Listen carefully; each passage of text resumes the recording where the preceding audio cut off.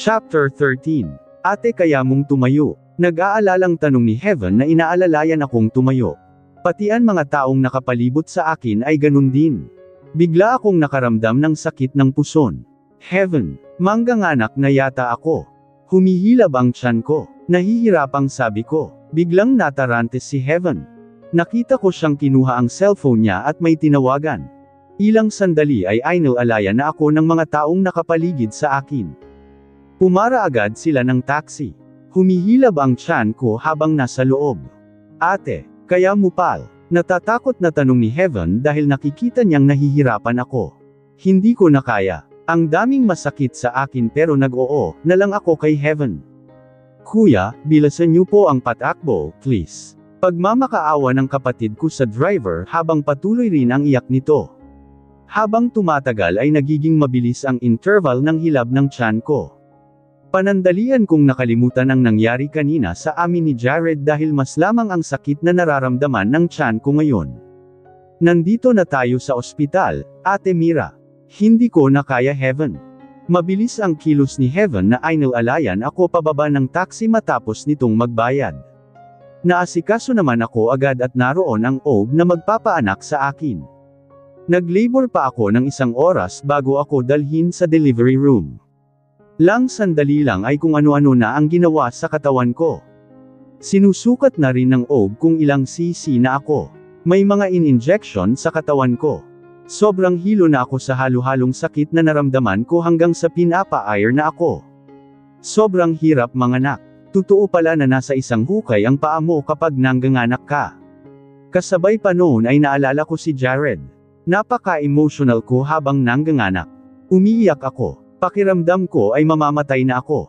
Pero kailangan kong tatagan para kay baby Carlo. Mabubuhay ako para sa bata. Mahal na mahal ko si Carlo. Air pa, sambit sa akin ng OB. Parang hindi ko na kayang umirpa. Exhausted na ang buong katawan ko. Pero pinilit ko. Buong puwersa akong umir habang inangat ko ang ulo. Hanggang sa isang mahabang pag-ir ko ay naramdaman ko ang pagluwal ko sa bata. Bigla kong binagsak ang ulo ko sa higaan at napapikit. Nilalamon na ako ng dilim pero hindi ko narinig ang iyak ng sanggol. Baby ko yuzel ko habang nakapikit. Ang baby ko, Doc. Hinang-hina na sabi ko na hindi ko magawang idilat ang mata. Patay ang sanggol. Naulingan kong yuzel ng OB.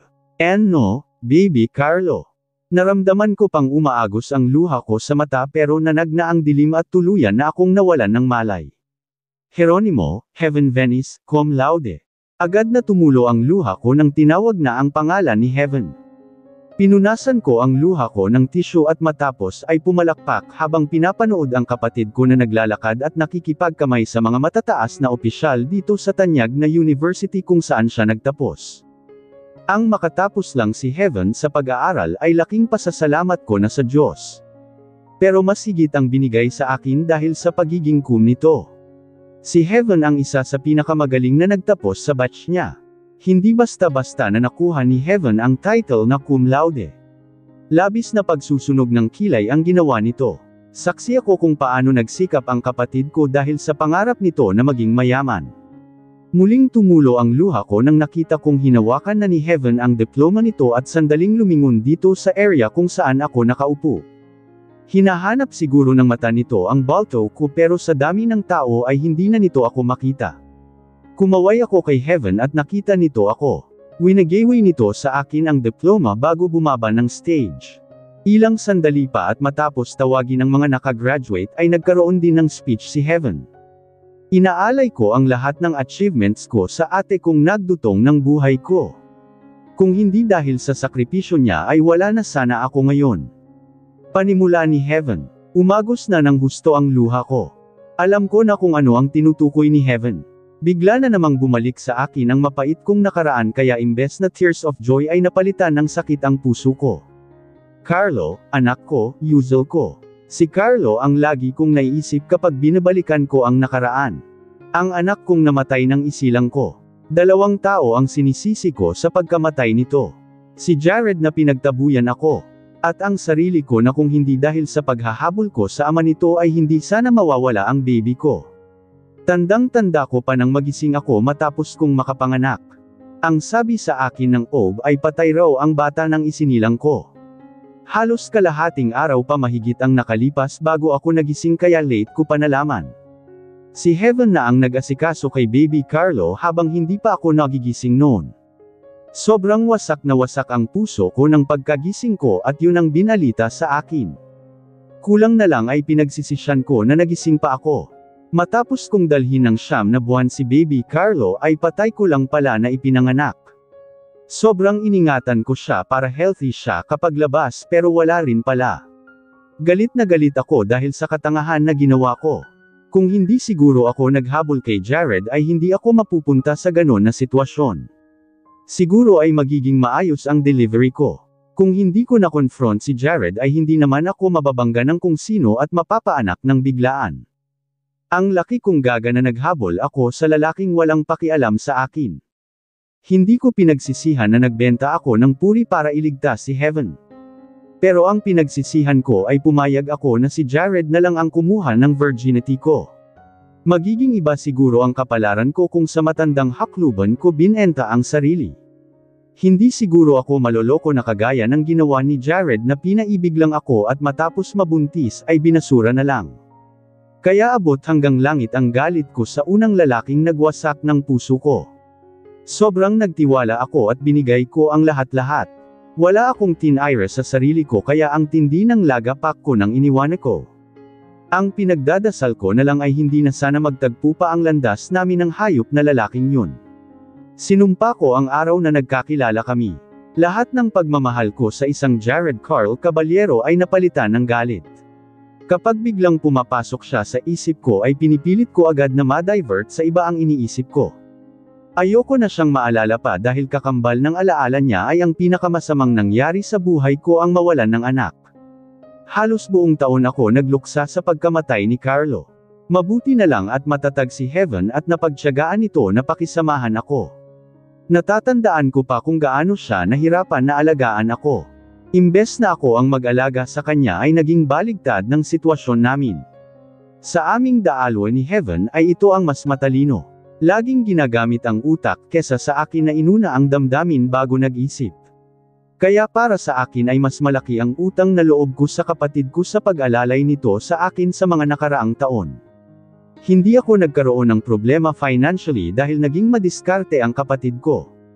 Habang depressed ako ay ginamit naman ni Heaven ang perang nakuha namin kay Sir Zeus para magtinda ng kung ano-ano online. Hindi ko alam ay nag-enroll din ang kapatid ko kung paano gumawa ng beauty soap. Namalayan ko na lang na naging successful ang ginawang business ni Heaven sa batang edad. Nang medyo nakaka-recover na ako ay tumulong din ako sa negosyo ni Heaven. Hanggang sa nagkaroon kami ng mga tauhan at hindi namin akalain na dadalhin kami sa pagiging milyonaryo in span of 1 year ng business ni Heaven. Hindi kami naghirap ni Heaven. Hindi gaya ng dati na kung kani-kanino pa kami nang hihingi. At young age ay naging successful ang business naming magkapatid.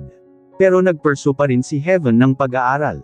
Kumuha siya ng kursong business management para mas mapaganda pa ang takbo ng negosyo namin. Hanggang ito nga at graduate na siya. Sa wakas at makakapag-focus na siya sa expansion ng business namin at mas makilala pa sa buong Pilipinas. Lang taon na rin akong nag-focus sa negosyo ni Heaven. Hanggang sa nagsabi ako sa kapatid ko na may negosyo akong gustong pasukin. Negosyo na malapit sa puso ko na related sa mga bata. Gusto kong magkaroon ng Children's Learning Center. Kumuha ako ng 2-year training course para magkaroon ng certificate na maging isang nursery teacher. Paunang plano ko yun para may alam ako sa schooling business.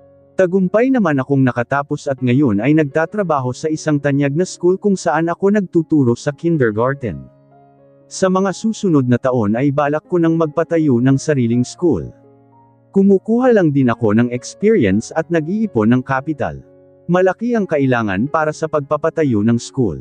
Kaya malaki pa rin ang participation ko sa business ni Heaven para magkaroon ako ng share sa income at makaipon ng malaking pera.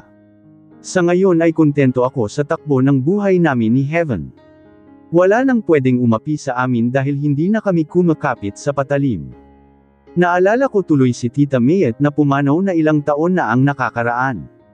Binalikan pa namin si Tita Heaven ilang buwan matapos kong manganak. Galit na galit pa rin siya sa amin. Nang marami na kaming pera ay muli namin na binalikan si tita. Ako mismo ang nagsabi kay Heaven na bigyan namin ng pera si Tita Mayet. Pero laking pagkabigla namin napatay na si Tita Mayet. Sobrang nagdamdam din ako na hindi kami nagkaayos bago mamatay ito mamatay. Tuwing araw ng patay at birthday nito ay dinadalaw ko sa sementeryo ang labi nito. Salamat, Ate Miracle. Bigla akong napakislat ng halos pasiga si Heaven sa mic na nagpasalamat sa akin. Tapos na pala ang speech nito at ang layo na nang narating ng inisip ko dahil nag-flashback na naman sa akin ang nakaraan. Narinig ko na lang ang masigabong palakpakan ng mga study auntie. Hindi naman nagtagal ay natapos na ang program. Nang lumapit sa akin si Heaven ay kitang-kita ko sa mata niya ang labis na saya. So, let's celebrate. Nakangiting sambit ko. Arthur is waiting for us. Lumapad naman ang ngiti ni Heaven. Mukhang may chance, O baka naman boyfriend mo na si Kuya Art. Napailing naman ako. Hindi pa, no. Hindi pa. Meaning may chance, tukso nito. Meron naman. Mabait si Arthur. Suck. Baka naman matulad yan sa mga previous boyfriend mo na ang pinakamatagal lang ay 1 month, ate. Nako, ikaw laga, Heaven. Pinamimigay mo na talaga ako. Halika na. Naghihintay na si Arthur sa labas. Mag-iisang linggo nang nanliligaw sa akin si Arthur. Isang businessman na nakilala ko sa isang event. Hindi lang kami isang beses nagkita at hiningi na nito ang number ko hanggang sa nanligaw sa akin. Matapos kong makarecover kay Jared ay hindi ko kinulong ang sarili ko sa kanya. Hinayaan ko na maligawan ako ng ibang laki. Though nagkaroon na yata alaga akong trust issue sa mga lalaki. Madali akong ma-turn off kapag nililigawan ako. Kaya madalas ay binabasted ko. May ilan naman akong sinagot pero kagaya ng sinabi ni Heaven. Talagang hindi nagtatagal ay hinihiwalayan ko na. Kadalasan ay pag nanghihingi na ng kiss sa akin ay not too tired off na ako. Ewan ko ba, feeling ko ay ang dumi na rin ng katawan ko at binaboy lang ako ni Jared. Ang pinakamatagal kong boyfriend ay umabot naman ng 1 buwan. Nahalikan naman ako nito sa labi. Pero ewan ko simula noon ay parang nandiri na ako sa sarili ko. Feeling ko ay katawan ko lang ang habol ng mga lalaki sa akin kaya ingat ako. Or shall I say, takot na ako. Ganon ang epekto ng panloloko sa akin ni Jared. Pero pinipilit ko naman na gawing normal ang buhay pag-ibig ko. Nagtatry akong mahanap ang lalaking tama para sa akin. Ito ngang si Arthur ngayon ay malaki ang chance na sagutin ko. Marespeto siya sa babae, bagay na nagustuhan ko sa kanya. Though sa halos lahat ng lalaking binigyan ko ng chance na manlayo ay hindi ko talaga maramdaman ang kilig na hinahanap ko ay sumusubok pa rin ako.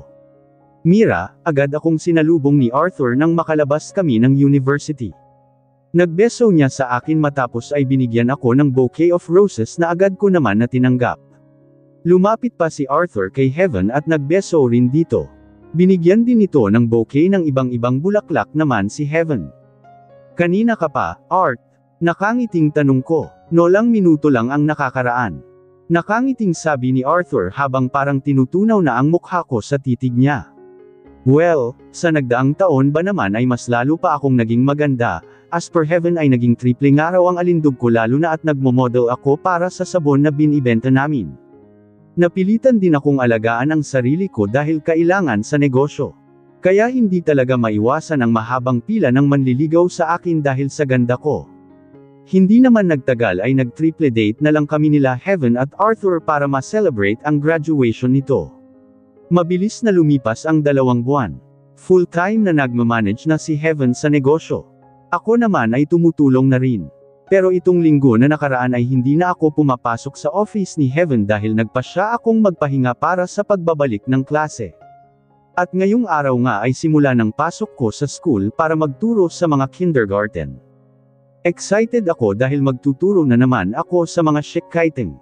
Naging stress reliever ko ang mga bata kaya hindi ko rin ramdam na nagtatrabaho ako. Excited na rin ako na dumating ang panahon na may sarili na akong learning center at maraming bata na matulungan in the future. Nasa harap ako ng salamin at tapos ng magbihis. Tinitingnan ko ang kabuuan ko. At nang makontento na ako sa itsura ko ay bumaba na ako sa sala. Naghihintay doon si Arthur na agad na tumayo nang nakita ako. Mahigit 2 buwan na ay nanliligaw pa rin siya sa akin. Bagay na hinahangaan ko dahil hindi ako nito inaaral. Ang iba ko kasing manliligaw lalo na dati ay atat na sagutin ko. Art, pasensya na at medyo natagalan ako, pinakain ka ba ni Manang? Tanong ko, hindi. Tapos na akong mag-breakfast, Mira. Ko na lang ang aalalahanan ko. Gusto mo bang dalan muna kita sa restaurant para mag-breakfast? No, Art, sa school na ako kakain. Para madaling maghabol kapag start na ang klase. Agad naman nang nag-aya si Arthur na umalis na kami. Hatid sundo niya ako simula ngayon. At si Arthur mismo ang nag-insist nun kahit todo tanggi ko. Parte raw yun ang panliligaw niya sa akin. May sarili naman akong kotse pero pumayag na ako. Mas gusto ko pa naman siyang makilala ng lubos kaya pumayag ako. Maayos ang daloy ng traffic at mabilis akong naihatid ni Arthur sa school. Malapit lang naman ang school na pinapasukan ko kung saan kami nakatira ni Heaven. Sariling bahay na namin ang tinitirhan namin at masasabi kong kung sino man ang titingin sa 3-story house namin ay masasabing mayaman ang nakatira doon. I'll pick you up later, Mira, I'll wait for you here. Palem ni Arthur sa akin nang may hatid niya ako sa tapat ng school. Sige, thank you, Art, see you later. Matamis akong ngumiti sa lalaki na halatang labis na kinilig sa ginawa ko. Halos mapunit na ang labi ni Arthur habang sinasara ang bintana ng sasakyan nito. Hinintay ko na lang na mawala sa paningin ko nagsasakyan ni Arthur. Nagbuntong hininga ako matapos at napailing. Buti pa si Arthur ay kilig na kilig sa akin. Pero ako kahit anong pilit ko ay parang normal lang na kaibigan ang tingin ko sa kanya. Pero pinipilit ko naman ang sarili ko. Nagustuhin ito. Isang beses ay nagsabi naman ako kay Arthur na kung pagod na itong manligaw ay sabihin lang nito sa akin. Ang sabi nito ay he's willing to wait. Pero balak ko na rin naman na sagutin ito at mag-try na naman ng relasyon. Malay ko at baka magustuhan ko sa piling nito. Baka gusto ko pala ito pumasok na ako sa loob ng school. Nagpunta muna ako sa canteen para kumain ng mabilisan. Matapos ay tumungo na ako sa faculty. Nag-toothbrush muna ako sa restroom at retouch at matapos ay nag-report ako sa principal. Nagkaroon pa ng mixing meeting kaming mga teacher bago kami pinapunta sa designated classroom kung saan kami magtuturo. Ang dami kong bata na nakikitang nagtatakbuhan. Mapait na lang akong napangiti dahil naalala ko ang baby ko. Kinder na rin ito kung nabubuhay pa. Nang makarating ako sa classroom ay naroon na ang mga bata sa loob. May mga parents at guardian din na sandali kong kinausap. Ilang sandali pa ay mag-uumpisa na ang klase. Hindi naman ako stress dahil parang behave naman ang mga estudyante na nakaupo na sa mga ilya nila. Okay, Class 1M Teacher Miracle. Panimula ko habang nakangiti sa buong classroom. Magpakilala muna ako at nagsabi ng ilang bagay tungkol sa akin. We will arrange the seat before we start the lecture. I want you all to stand up and go to the corner. I will call your surname in alphabetical order and will tell you where to sit, okay? Magiliw na sabi ko. Yes, Teacher Miracle. Halos sabay-sabay na sabi ng mga bata. Tinignan ko na ang list ng estudyante na hawak ko. Okay, let's start with Aragon, Carmina Joyce. Where is Carmina? Agad naman na may nagtaas ng kamay. You sit here, baby girl. Sambit ko sa cute na bata at tinuro ko kung saan ito upon. Next is Bernardo, Christine. Christine, you sit beside Carmina. Sumunod naman agad ang bata sa sinabi ko. Next is Cabal. Tuldok panipik. Napahinto ako sa pagbabasa dahil sa nakita kong pangalan sa listahan na binabasa ko. Napatulala pa ako saglit ng tingin sa mga bata bago muling binaling ang tingin sa papel na hawak ko. Caballero, Cinderella. Where is Cinderella? Nang nilingan ko na mga estudyante ay may nagtaas naman ng kamay. Isang sobrang cute na batang babae. Agad kong tinuro kung saan ito upon. Napatulala na lang ako sa batang babae. Bakit ba Caballero pa ang naging apelyido nito? Bigla tuloy na nasira ang araw ko. Muli akong tumingin sa kumpol ng mga bata at matapos ay binaling muli ang tingin sa hawak kong listahan. Pero bigla akong napatitig na lang at hindi magawang mabasa ang kasunod na pangalan na babangitin ko. Kabalyero, Renz-Carlo, parang bigla kinilabutan ang buong katawan ko. Hindi ko alam kung ilang segundo akong tulala. Teacher, can I sit beside my twin sister? Bigla akong nagangat ng tingin at nakita mula sa kumpol ng mga bata ang nagsalita.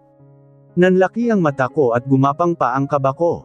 Teacher, I am Renz-Carlo Caballero. Why are you not calling my name? Can I sit beside my twin sister? Muling sabi ng bata, sigaw ng utak ko dahil para akong nakatingin sa batang version ni Jared Carl Caballero. Teacher, muling sambit ng bata na halata ang pagtataka sa mukha dahil sa kinikilos ko. Kahit gusto kong kumilos o magsalita ay hindi ko magawa. Tanging titig lang kay Renz-Carlo ang nagawa ko. Ang lakas ng tibok ng puso ko habang nakatingin dito. Hindi ko maintindihan ang kinilos ng katawan ko at namagneto na ang titig ko. Are you okay, teacher? Bigla naman na tanong ng bata na twin sister ni Renz-Carlo. Binaling ko ang tingin sa batang babae at matapos ay tiningnan ko muli ang listahan na hawak ko at binasa ang pangalan ng kapatid ni Renz-Carlo. Cinderella Caballero. She is Cindy. Sambit ni Jared, pero hindi siya ang babaeng na, don't have much time to explain, Mira. Pero sige, sasabihin ko. Break na kaming girlfriend kung nakita mo sa rest house 7 months ago. We broke up dahil nalaman niyang nakabuntis ako. And that is Cindy. Pero bakit, Jared? Ay ibig sabihin ay pinagsabay mo kami ni Cindy. Right, pinagsabahay kayo. Matalino ka naman pala, Mira. Dapat alam mo na rin kung paano dumistansya sa akin dahil pinagtabuyan kita. To answer your question, yes, pinagsabay ko kayo ni Cindy. Now that you know, pwede mo na ba akong lubayan? Teacher, can I sit down? Bigla akong napaangat ng tingin muli matapos biglang nag-flashback sa akin ang huling pagkikita namin ni Jared. Biglang kumirot ang puso ko. Lahat ng sakit ay biglang bumalik kahit ang tagal nang nangyari noon. Parang bigla akong nasample. Mag-asawang sampal pa sa isipin na ako ang magtuturo sa mga anak ni Jared. Cinderella Caballero. Tumulo ang luha ko bigla dahil sa pangalan ng bata. Ibig sabihin na pangasawa talaga ni Jared ang babaeng nabuntis niya na sinabay niya sa akin. Tandang-tanda ko pa ang pangalan ng babaeng yun na nagawa pang sabihin ni Jared. Cindy, kambal pa talaga ang naging anak nila. Sobrang sakit na malaman ko yun. Samantalang ako, nag-iisang anak ko na kahit sa sinapupunan ko ay mahal na mahal ko ay hindi ko man lang nahawakan kahit isang araw. Why are you crying, teacher? Biglang sambit ng isang cute na study auntie na lumapit sa akin. Naiyak na pala ako, hindi ko natuloy na malayan ang pagluha ko. And nothing, sweetie, go back to the corner, please. Sambit ko. Pinunasan ko ng maigi ang pisngi ko at napatingin ng sa mga kumpol ng estudyante na nasa sulok. Oras ng trabaho at kailangan kong maging professional. Nang naglakad na ang estudyante at sumunod sa utos ko ay huminga na ako ng malalim at pinilit nang umiti doon sa Renz-Carlo. Renz-Carlo pa talaga ang pangalan. Nagkataon lang ba na parang pinagsama pa ng hayop na Jared na yun ang pangalan namin? Parang nakuha pa sa second name ko yung first name ng bata. Pero ayoko nang isipin pa kung saan kinuha ni Jared. Trip lang siguro nito. Renz-Carlo, you may sit next to your sister. Pilit ang ngiti na sabi ko sa bata. Ngumiti naman ng matamis sa akin si Renz-Carlo. Kakaibang tibok ng puso ang naramdaman ko sa ginawa ng bata. Mabilis ko rin na iniwas ang tingin sa bata at binanggit ang kasunod na bata na iuupo sa tabi nito. Pinilit kong umakto ng normal kahit naging distracted ako. Ilang minuto pa yata bago kumalma ang pakiramdam ko. Okay, children. So, this is the first day of our class. Let's have an activity first, ha? Everyone will draw. Then each of you will be here in front to introduce yourself and say something about your drawing. Nakangiting sabi yes, teacher. Masayang sabi ng mga bata. Kumuha na sila ng materials nila sa mga bag nila at ilang sandali ay naging busy na ang mga bata sa activity. Umupo ako at pinagmasdan ko sila. Hindi ko maiwasan na hindi mapatingin muli kay Renz-Carlo na seryosong nagdodrawing na ngayon. Paano ko itatawid ang araw-araw kung makikita ko lagi ang batang ito? Ngayon pa lang ay bumabalik na sa akin ang kirot dito sa dibdib ko. Bigla naman na napaangat ng tingin ang bata sa akin. Kalmado na sana ang pintig ng puso ko pero bigla na naman nagregoden sa simpleng pagtatama ng mga mata namin. Parehas sila ng ama nito. Ganon din ang ngiti. Ngumiti ako kay Renz Carlo at matapos ay nag-iwas ng tingin. Nilibot ko ang tingin sa mga bata na busy sa pinapagawa ko. Last school year ay payapa lang ang puso ko sa first day of class. Ngayon tuloy ay parang inasena na ang puwet ko at hindi mapakali. Iniisip ko na paano kung magtagpo ang landas namin ni Jared. Ang tagal ko na siyang binabaon sa limot at ayokong makita pa siya. Pero mukhang tadhana ang naglapit sa amin ngayon. Napapailing na lang ako dito sa kinauupuan ko. Isa lang ang alam ko. Huyo na siya sa akin. Asahan niya ang cold treatment ko kung sakali na makita ko siya. O kaya naman ay iisipin ko na hindi na siya nag-e-exist sa 2, 4 na mundo. Pero malamang nga na hindi na rin kami magkita dahil ang ina ang nag-aasikaso ng anak. Sure ako na busy sa trabaho ang Jared na yun at ang asawa nitong Cindy ang magsusundo ng anak.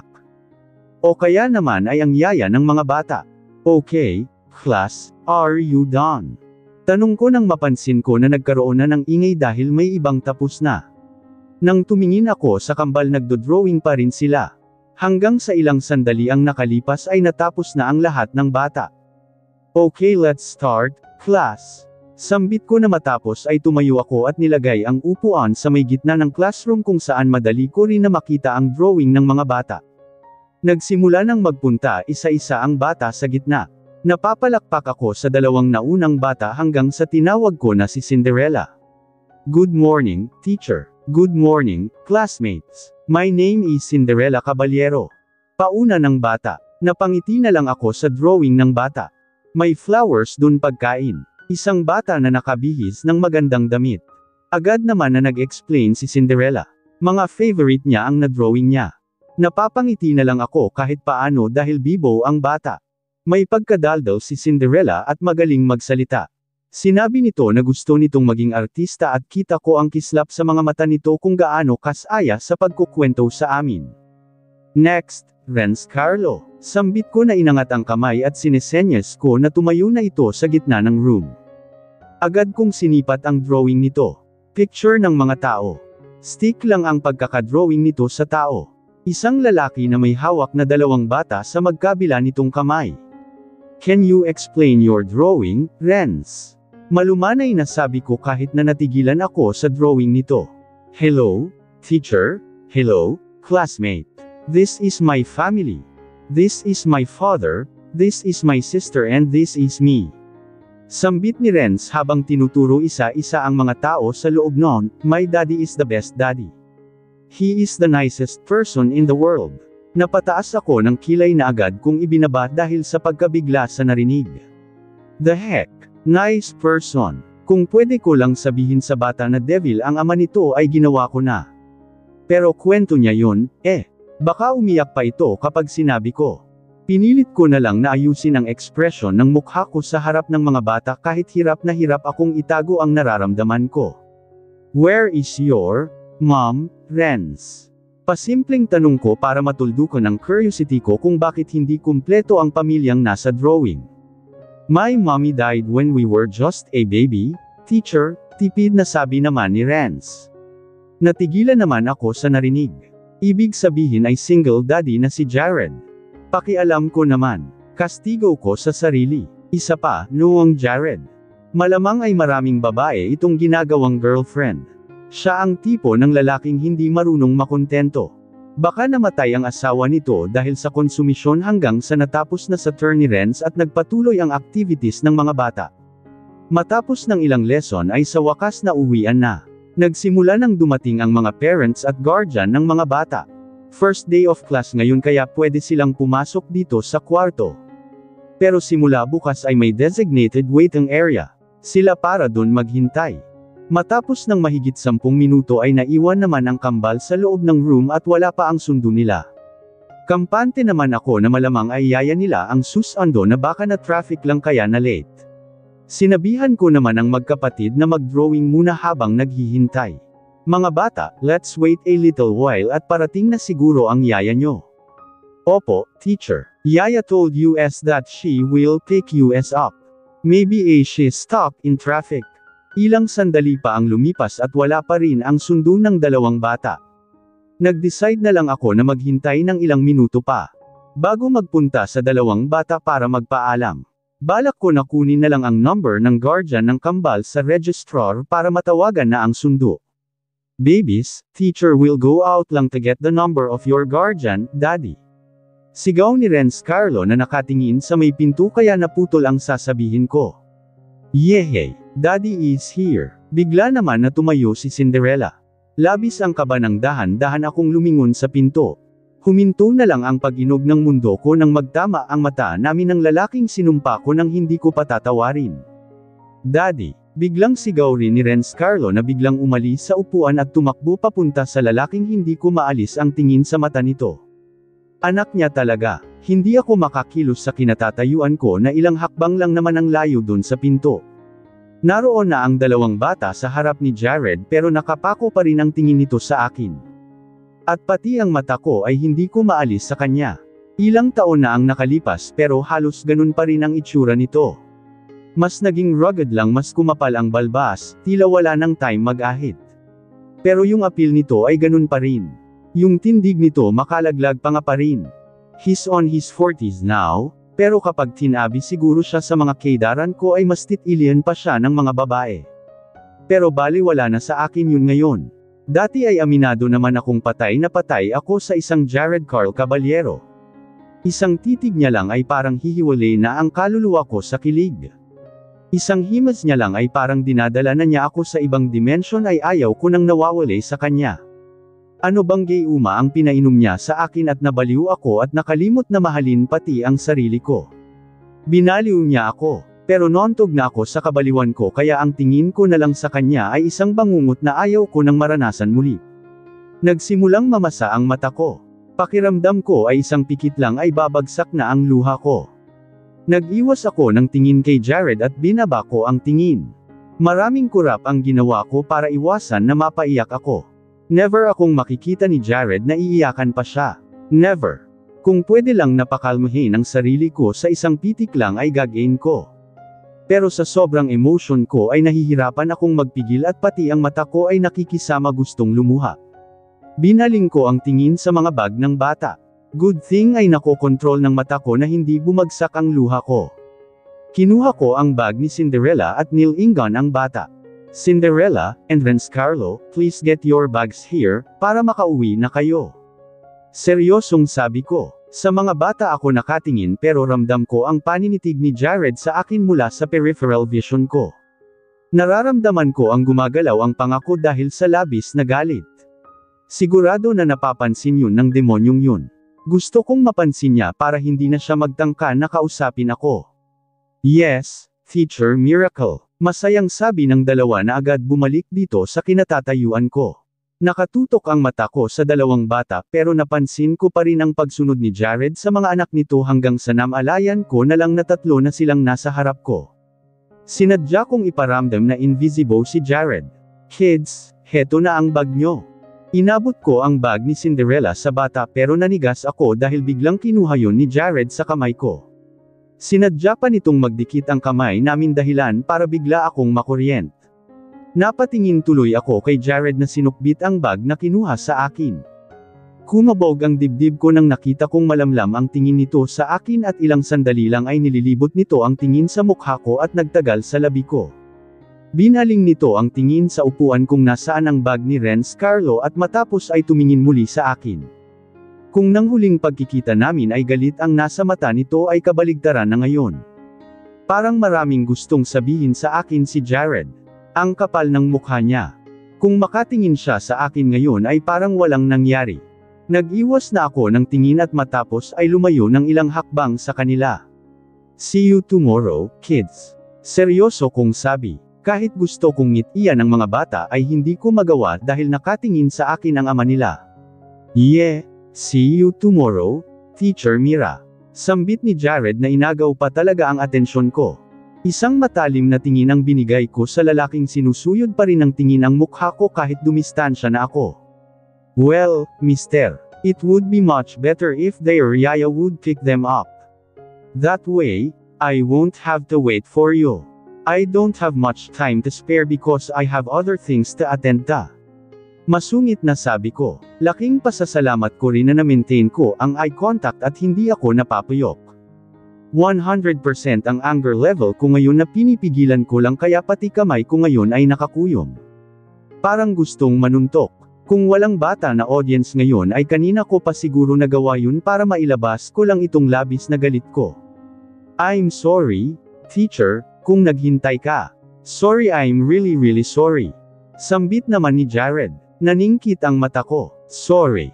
Alam niya pala ang salitang yun. Akala ko ay tinanggal na niya sa vocabulary ang salitang sorry. Ang kapal ng mukha. Kapag nag-sorry siya sa kasalanan niya sa akin ay hindi ko siya patatawarin kahit maglakad siya ng nakaluhod mula EDSA Monumento hanggang Rotonda. I swear. Well, this is the last time na maghihintay ako. I can ask the teacher from other room na siya na lang ang maghintay kung meal late ka rin naman. Nagpipigil na sabi ko. Bakit kasi siya pa ang magsusundo sa mga bata? Alas 11 ng umaga ang uwian ng kinder dito. Ano yun, half day lang siya sa trabaho.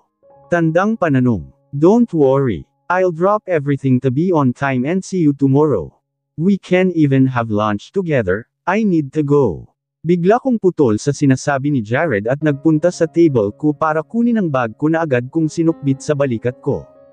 Walang isang salita akong sinabi na nagmamadali akong lumabas ng kwarto. Grabe, kasing tigas ng semento ang mukha niya. Naging bastos tuloy ako sa paningin ng mga bata sa bigla kong walk out. Pero okay lang, huling beses ko na rin naman silang tuturuan. Pupuntahan ko agad ang school head para makipagpalit ng klase sa ibang room. Hindi ko haayan na magiging masikip ang mundo ko at makita ng madalas ang lalaking kung makaasta ay parang hindi niya ako pinagtabuyan 6 years ago. Hindi ko makakalimutan na ang pananakit niya sa akin na pati ang anak ko ay nadamay. Ano akala niya sa akin? Tae, tinapak-tapakan niya tapos hindi ako kikibo. Tandang pananong. Akala niya okay lang ako ngayon. No way. Mabuti na lang at may malapit na CR akong nadaanan. Mabilis akong pumasok doon at iniyak ko na ang lahat ng sakit na naramdaman ko sa muling pagkikita namin ni Jared. More on para sa anak ko ang ginawa kong iyak, na hanggang ngayon ay nahihirapan pa rin akong tanggapin ang pagkamatay. Sinigurado ko muna na kalmado ang sarili ko at hindi na halata ang pag-iyak ko bago lumabas. Ang tagal ko sa CR. Halata pa rin ang mata ko kapag labas ko.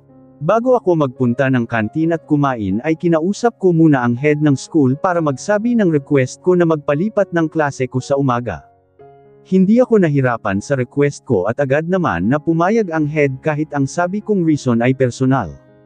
Bukas na bukas din ay sa ibang room ako magtuturo. Mabuti na lang at naitawid ko ang afternoon class ko na hindi distracted. Pinilit kong maging okay at tanggalin ang pamilya kabalyero sa utak ko.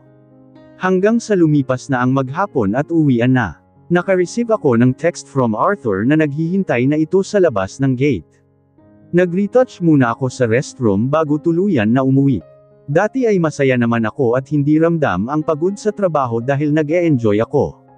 Pero ngayon ay parang exhausted ang katawan ko. Ang tagal ko rin kasi umiyak kanina sa CR. Ingat po, ma'am. Nakangiting palm ng guard sa akin bago ako lumabas ng gate.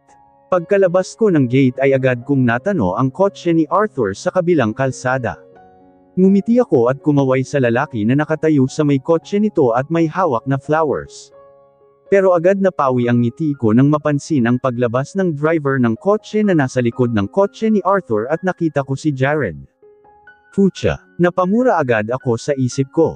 Bakit nandito pa ang animal na yun? Tandang pananong. Ilang segundo ako natigilan. Kahit malayo ang pagitan namin ni Jared ay alam kong sa akin siya nakatingin. Nag-iwas ako ng tingin at binaling kay Arthur ang mata. Tumawid ako ng kalsada at na kay Arthur lang ang atensyon ko. Nang makalapit ako dito ay nginitian ko ito ng sobrang tamis sabay kuha sa inabot nitong flowers at matapos ay nagbeso sa akin. Thank you, sambit ko. Ay nalalayan ako ni Arthur na sumakay ng kotse nito. Isang mabilis na sulyap ang binigay ko kay Jared na nakatayo sa kotse nito habang madilim ang mukha na nakatingin sa amin ni Arthur.